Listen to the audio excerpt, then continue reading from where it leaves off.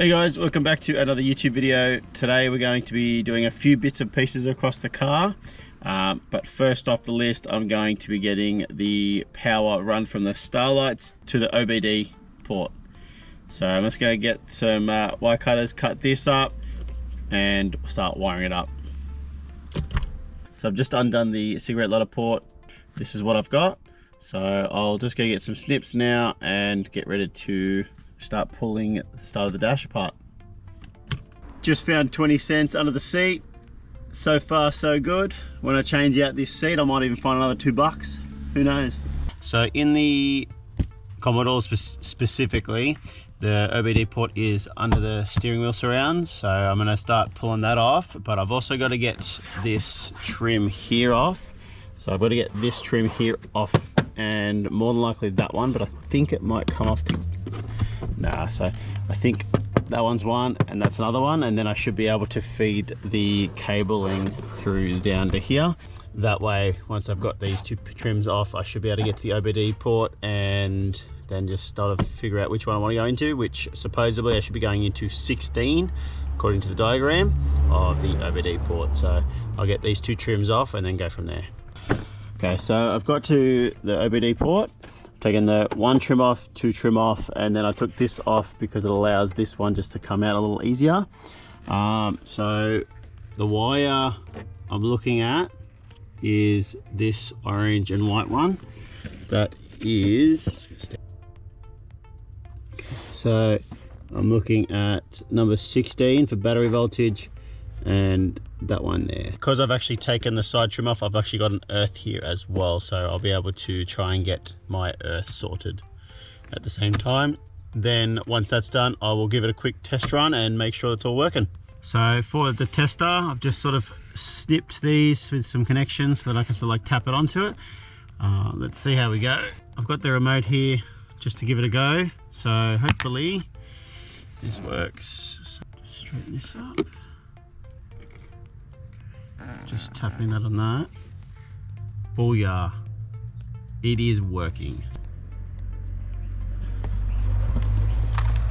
Stoked with that. Then I'm going to chuck it through the pillar and just sort of start wiring that up, and I'll cover the connection. So I will cut to that.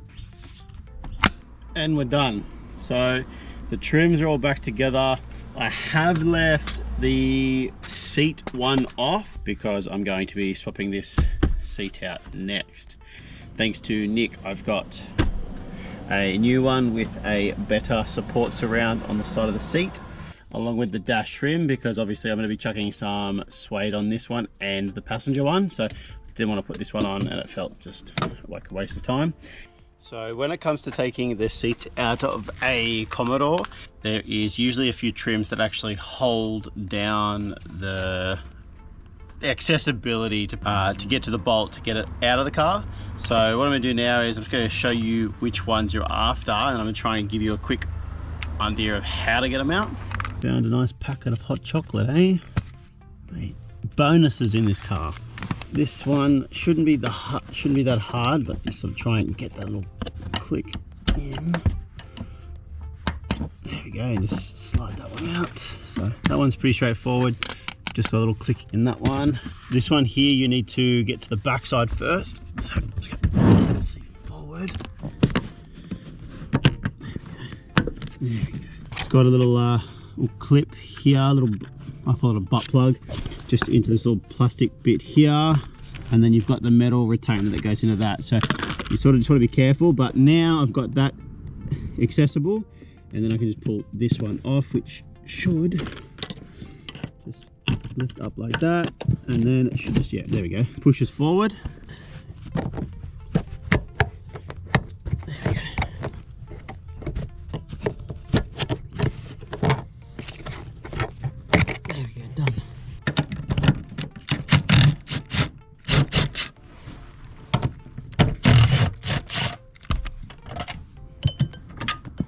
Okay, so now that that's done, I've got full movability of that seat.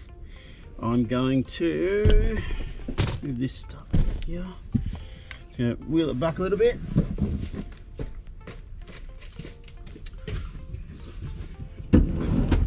So if you're ever pulling a seat out, don't forget there is probably cables at the bottom of the seat, so just be aware that you have to unplug them. So in the VE, they're just over here. 4 of these have to come out because they're a part of the seat.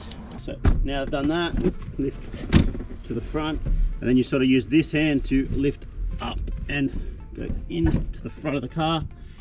Double check your cables. Clear, yep. And you sort of like lift up and down like that. Okay.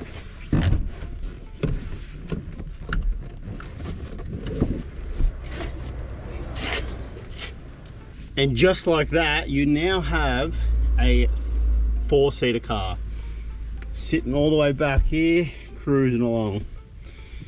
Oh, would you look at this? Found some money on the floor. Okay, so there's $1. It's off the total bill of the car. Another $2. 10 cents. No, another $2. Woo! This car's getting cheaper by the second.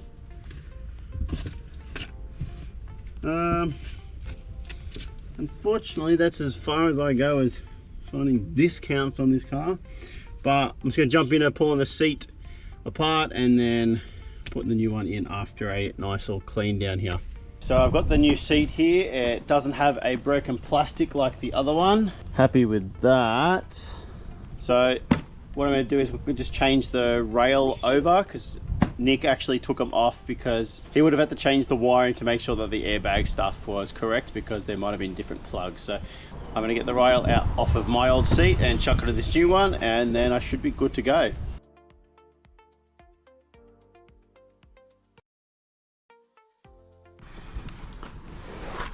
Would you look at that?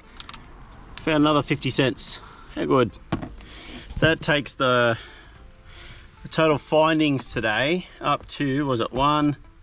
That's 560. Oh, hang on. No. 580. $5.80 in today's episode. I have actually made back off of this car. Mate, winning. So I've just given the interior clean just underneath the driver's seat so that I can at least know that this side's a lot more clean than the other side, because then eventually I'll get that seat out and do the same thing. I don't need to replace that seat, which is the thankful side of things, but I also just want to get under it so I can give it a nice once over.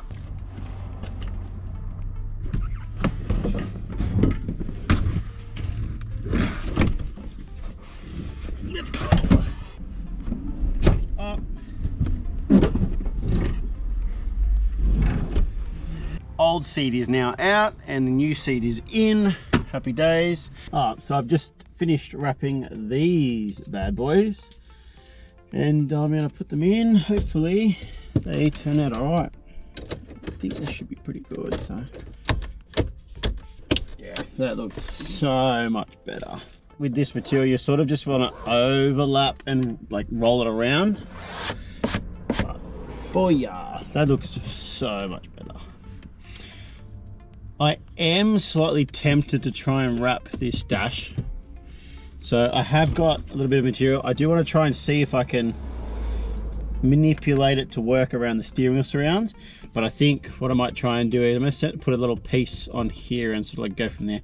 I don't have a massive amount of material. I'll give that a go now and then go from there.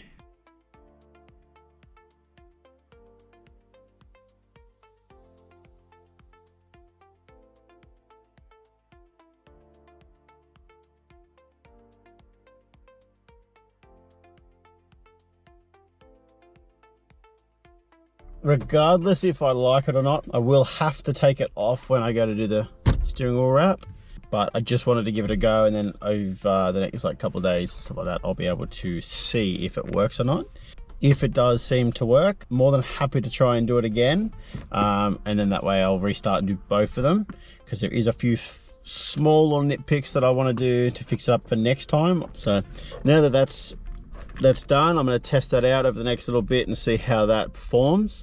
And I'm going to give a go to the dash now and see what that happens to look like.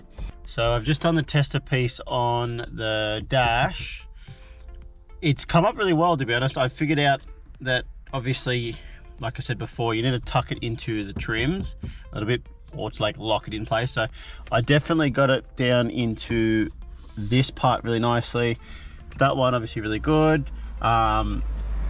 These little trims here, I've used a plastic little razor blade, which helped a lot. I'd pretty much indent it because it would leave a nice little fine lines for me to get into it, and then that way I could just run the blade along that without actually like playing the guess game.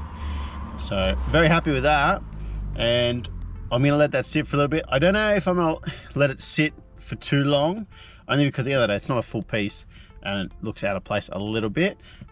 It's just mainly down to how much it bubbles. It will bubble a little bit, only because I didn't have a big enough piece to try and like dive it in the middle and then work my way out. And also I did stretch it a little bit too much because I cut the big circles too early. So I'm curious to know how that goes, and then if it goes all right, I definitely look forward to getting that done. I don't want to go stupid with the suede, but I also want to do something slightly different than everyone else. Because I can use my wrapping skills, I do look forward to getting that done. This has been on my bucket list for mods for a while, so I end up having to pick one up, and Phantom Customs has supplied the kit, so I really want to say a massive thank you to you. Okay, so I believe I've put it in place as best as possible. I'm gonna start out by doing the bottom thread first. So that's pretty much in here, so you just got to pinch it together.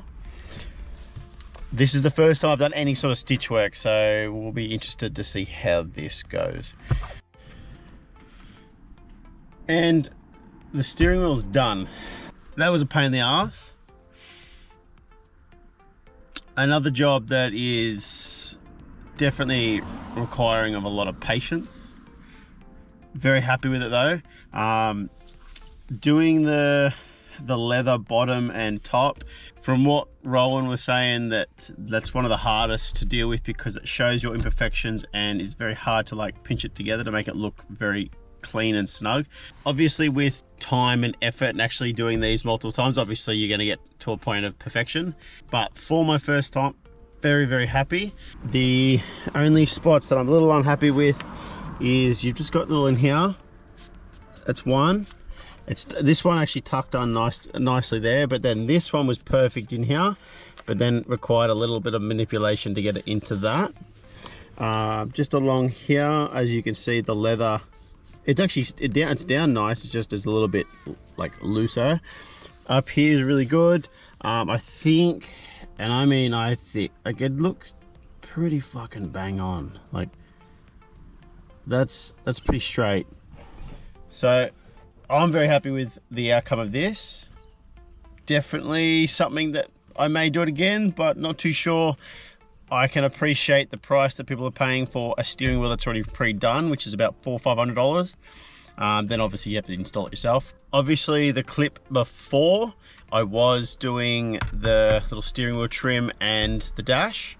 I won't be doing them today again because I did pull them off just so that I could make sure that I get the steering wheel done, and the top did work, but the only downside is because I installed it a specific way, it wasn't going to sit in these little grooves, which what I'm going to do now is, so when I get a new piece, I will sort of like take off this little bit first here and then try and like dive it into that little gap here, and then I can like fold it almost like a blanket and then dive it in, get it to about these two crevices here on both sides, so that way when I get over here, do a small circle here, apply a little stretch this way, and then it should get it to there, and then it'll hug all around there, and then I should be able to get the dash done. So I'm trying to hopefully get that done in the next couple of weeks.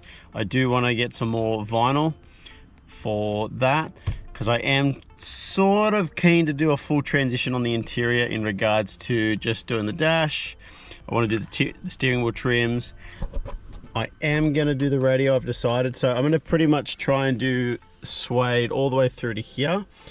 I definitely think what I might do is I might hit up Rowan and get a Phantom Customs one there, but I want to make sure that I can news that's suede on it. So I will maybe speak to him in regards to trying to send some suede down to him, or just organize him to send some. I'm not too sure, but that's my thought process, because that way at least it's got the whole vertical trim. I may end up doing these ones up here. I just gotta figure out how to get them off, because I don't know, I'm just in a bit of a suede style of mood. And then eventually I do need to get a new shifter. Oh shit, nearly dropped my coffee. I do need a new shifter and all that stuff. I can probably just get a carbon one or something like that, I'm not too sure. Or I don't really want to suede for that, because it'll end up like my GNGLOO one, where it'll just be all my palm marks and black. That is another thing that's on the list. I have been trying to get onto my wrecker guy in regards to get a new glove box and a new center console armrest, and then the backing piece, but it's just one of those things where I can't manage to get onto him. Now that that stuff's done, I do want to try and restore these headlights. I'm gonna give it a go. I haven't done it before, and if it works, sweet. If it doesn't, you can get a set of headlights for 200 bucks. So it's not much of an issue. I bought this super cheap kit and it was 40 bucks. So very keen to give it a go, and if it works, sweet. If it doesn't, well, it is what it is. So I'm gonna jump onto that, get the car in the driveway and go from there. Before I jump into the headlights, there's one thing I've been wanting to do for a while.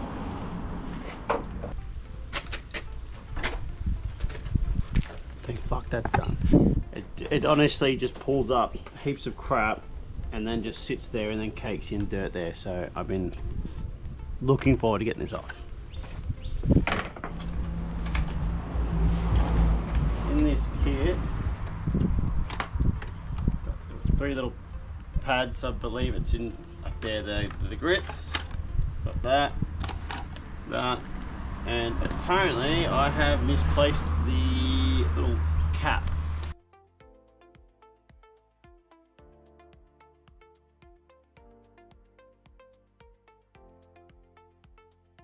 I believe I can fix them.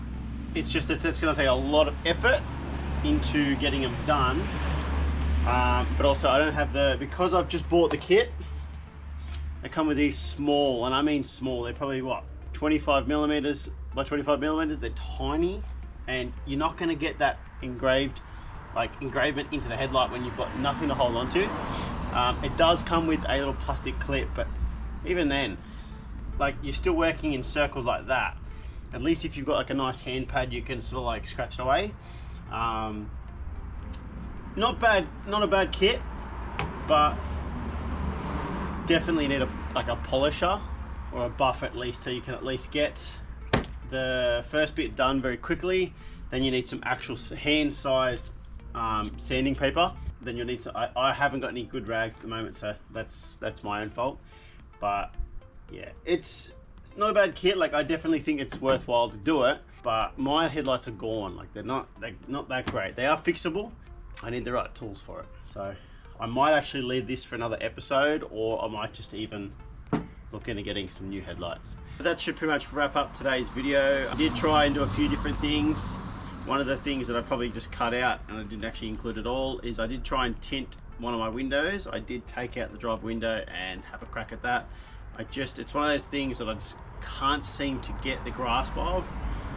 I do want to learn how to tint one day. It's just at the moment, it's just not one of those things I can wrap my head around, but also I'm probably just using the wrong stuff. That is on the back burner for one day, because I would love to be able to just like learn how to, at least the bare minimum, tint the 3 side windows, for example, like either side. The back and front obviously require a little bit more expertise and the correct tools. Getting excited for Queensland. I have actually booked into a event up in Queensland. It's like a track event, so you pretty much just jump on the track and just do some, laps around the track and all that stuff. I've just thought, fuck it, you know what, let's make that experience really exciting, and hopefully no heartbreak in regards to broken parts. But at the end of the day, I've got some good connections up there, so that way, worst case scenario, if something breaks, I'll be able to get it fixed. It just might be a matter of a couple $100 to thousands of dollars, but hopefully nothing happens. Now that I've said it, I'll probably jinx it a little bit. I do look forward to getting up there just for a bit of a getaway. It is my brother Ben and myself.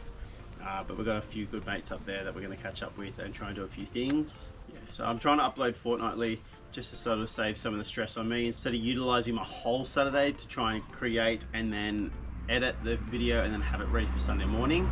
I can only do so many things at one time, and then depending on what I'm doing,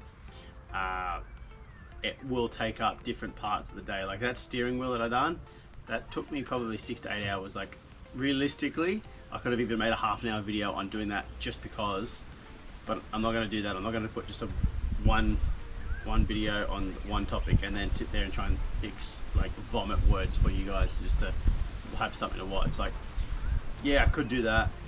I don't really want to make you guys feel like you're forced to watch my content. I want you to enjoy it and sort of watch me grow, because I do enjoy doing this. It's just there is only so much time and effort I have available, because after a long day at work, the last thing I want to do is come outside in the pitch black with spotlights, which doesn't actually record well, and then you have terrible content to watch. So that's always things that I'm trying to learn and grow on and will improve on as we go along.